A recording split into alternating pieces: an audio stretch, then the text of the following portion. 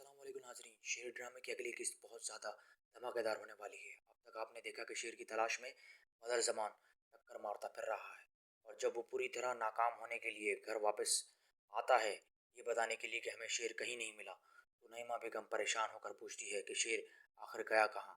जिस पर बदर ज़मान कहता है कि मैं पता नहीं भाभी, शेर को ज़मीन खा गई या आसमान निकल गया। तहमीना बेगम इस पर चीखती है, मुझे मेरा बेटा वापस चाहिए, जब तक मुझे मेरा बेटा वापस नहीं मिलता मैं सब पर शक करूंगी।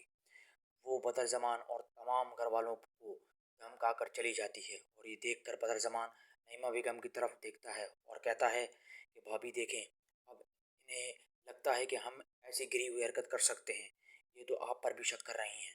जिस पर नईमा बेगम बदर ज़मान को तसल्ली देती है और कहती है कि इसका बेटा गुम हो गया है, शक तो करेगी।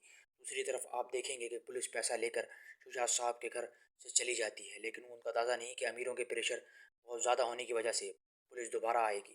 शुजात साहब पुलिस वालों को जाने के बाद इसे कहते हैं कि बेटा, वो लोग चले गए हैं, और कहते हैं कि बेटा डरो नहीं, मेरे होते हुए तुम्हें कुछ नहीं हो सकता। मैं तो कहता हूँ कि तुम शेर को अब मेरे हवाले कर दो, खुद को इस मामले से दूर रखो, और इन चीज़ों को अब मैं देख लूँगा। फजर पुलिस के डर से अपने माँ के गले लगकर खूब रोती है। ऐसे में फजर की माँ शुजात साहब को लेकर बाहर चली जाती है और कहती है कि आप अपनी बच्ची को बहुत ज़्यादा तंग कर रहे हैं, अपनी बेटी पर बहुत ज़्यादा बोझ नहीं डालें, आपकी दुश्मनी बदर ज़मान से है, फजर को इसमें लेकर ना आए।